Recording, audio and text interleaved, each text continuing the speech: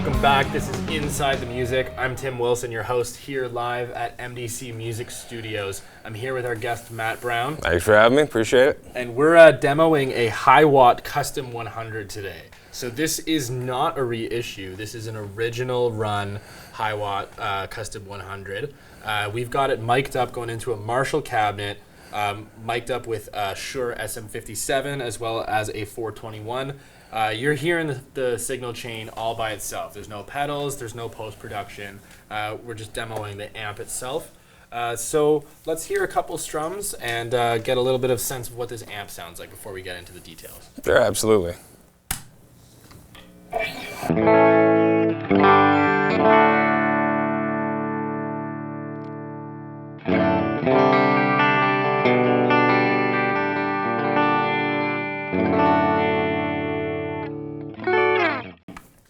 Right on. That amp sounds great.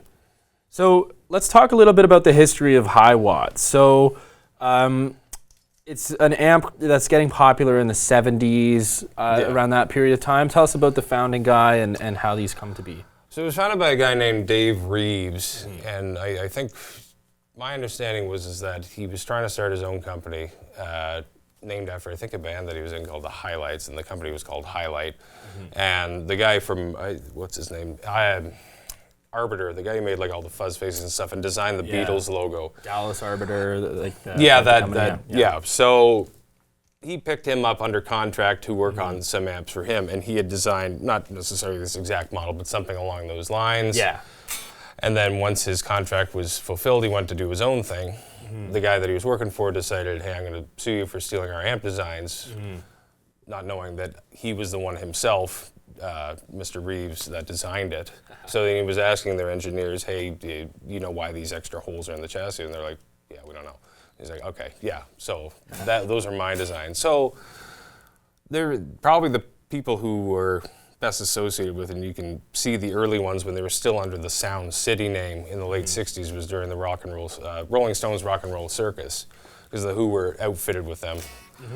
And they're good for like a big, massive, I mean, I'm not saying they can't get dirty, but they're good for like a big, loud, punchy clean. Like they're quite different than a lot of the other British amplifiers at around the same era. Right, is a little more headroom on the Hiwatts? Oh God, yeah. Okay, yeah, that's they're very quite cool. loud. They'll stay pretty clean all the way up until probably, also one of the probably earlier amps to have a master volume placed in the amplifier. Right, right. We were talking about that on one of the other episodes, about Vox amps having master volumes, but Marshall's not having them. Yeah. So this is maybe a good choice if you're a guy that wants a head in a cabinet sort of thing, but you want a little bit more headroom, a little bit more clean tone, but still want that master volume. Absolutely, yes. That's great. You were talking before we started filming that some of the earlier amps had 4 inputs. Yeah, much like a lot of the British stuff back then, like you were saying, the Vox, even some of those old ones, like the top boost ones had 6 inputs for like the normal, the, what do you call it? I can't remember what it's called right now. And the Vibratrim channel.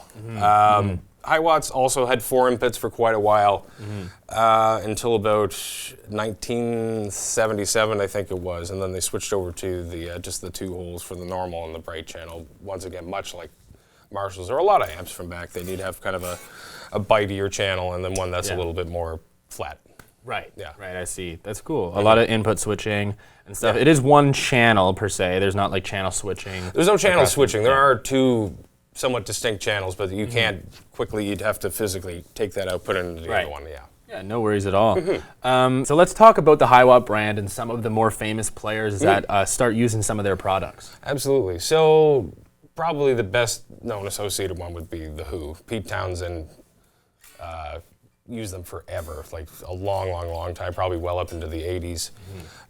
You can see them all over, like if you watch the Woodstock film, there's just a backline full of those.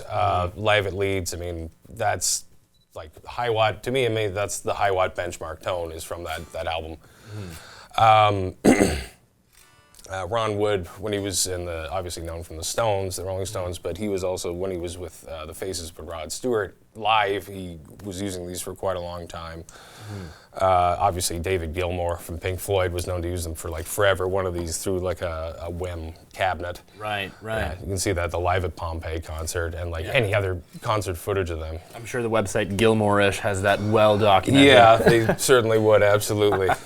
Yeah. So, what era is David Gilmour using Hiwatts? You mentioned Pompeii, so this is early 70s. So he was probably from about 70, 71 onwards to, I'm not sure when he stopped. He might still, if he's even still performing, I'm not entirely sure. But that was another guy that's like, when you think of Hiwatt, you think of obviously The Who and Pink Floyd. Right. Yeah. So a very like British pedigree sounding Absolutely, amp. yeah.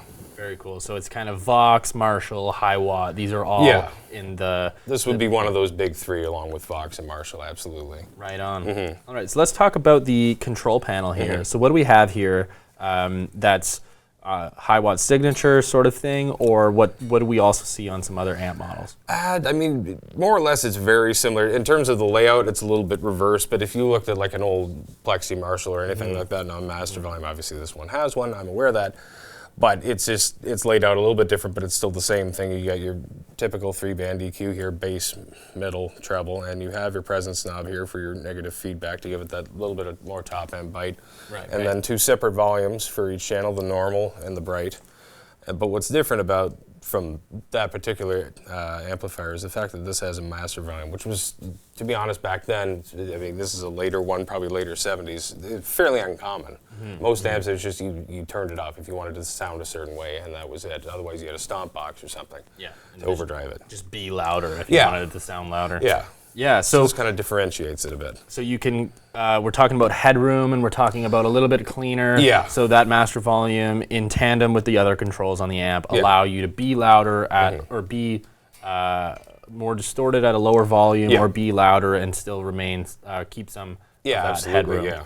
Very cool. And then you could also probably do some clever input switching with different volumes and get a lead tone or a rhythm tone. With the older 4-hole ones, you could still do the jump ring thing. With this, you couldn't. I mean, you can't necessarily get away with that because you don't have that option. But what you could do is use a Y cable where it's 2 cables going into one, and just put it straight into there and plug your guitar cable or whatever you want into the other part. Very cool. And maybe it's a bit of it's more usable in a studio because you can kind of make your volume a little bit more attenuated. Yeah, and it's also what I would imagine to be a good pedal platform because it stays clean so much more, so you can, stack pedals on top of stuff. I mean, like Gilmour, typically he fairly clean until he went for a lead, and he'd probably either a fuzz face or one of those Chandler tube drivers just to really get her screaming. The BK Butler ones too, I got one of those.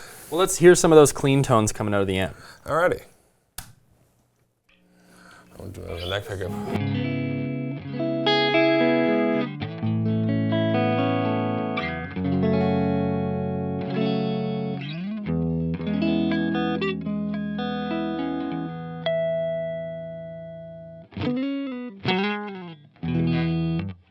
Beautiful.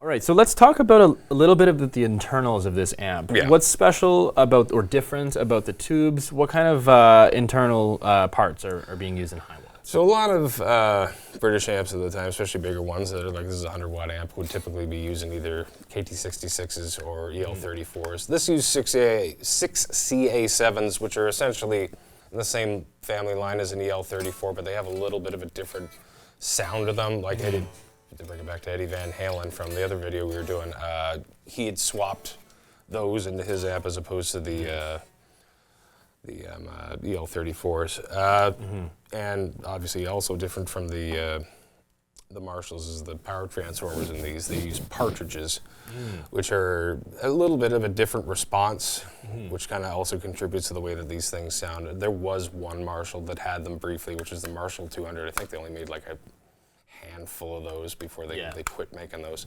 So there's kind of an interesting history with the Hiwatt company and how it ceases to exist. Tell me about that. Yeah, it was kind of a bit of a tragic end, really. Dave Reeves, who had started the company, he apparently, I mean, this is what I'd found out only recently, is that he had fell down a flight of stairs in 1981, and that was, they killed him. And then the remainder of the employees formed, like, I guess, a sub-company, and they're called Buy a Crown. And they kind of kept it going for a bit. The models changed a little bit. They got a little bit more aggressive and gainier, which is kind of going away from what these are traditionally known for as a big, clean kind of amplifier. And in 1984, that was the end. They weren't as successful, and then I believe it was Music Ground in the UK that bought them, and then took it over from then. Obviously, there's also a lot of companies now that do renditions of them. There's High Tone, there's Reeves, I think still exists as far as I know. Obviously, you can build a kit of one, but nothing will really compare to the real one, because this is a real vintage one. Right, so it kind of gives you an opportunity to capture that era of that original 70s electronics and build. There is a current reissue company making Hiwatt amps right now, but they're, again, a little bit different, right? Yeah. So we've got one of the original ones here at MDC Music Studios here in Toronto, so great opportunity to come in and give it a try. Is there anything else we want to talk about with the amp? There were some other models. Obviously, this is the one that's probably most known as the 100-watt one. There were 50-watt versions. Martin Barr, who's the guitar player in Jethro Tull, he had pushed to get a 200-watt one. And I believe it was Glenn Cornick, who was the bass player for the longest in Jethro Tull. I think he had a 400-watt, which is, I mean, he's a bass player, they need it, but that's stinking loud. Like that's a lot of power. You can play a pretty big venue with a 200-watt Yeah, obviously overkill for a lot of today. Yeah, for sure. Yeah, I play with a 15-watt Vox. Yeah. So, I'm honestly most of the time find that loud enough. Oh God, for sure. Yeah. But those guys in the 70s and their giant amp walls would. Decimate. And if the name of your company is Hiwatt, you better have some high wattage. Yes. Otherwise, it's false advertising. Absolumo. All right, so guys, this has been another episode of Inside the Music. I've been your host, Tim Wilson. I'm here with Matt Brown. Thanks for coming out today. You're very welcome. Why don't you play us out for a bit, and we'll close on that.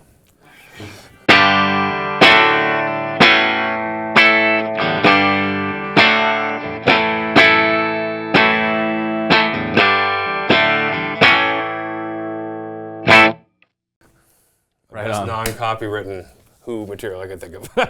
Yes, sir. Thanks for watching, guys.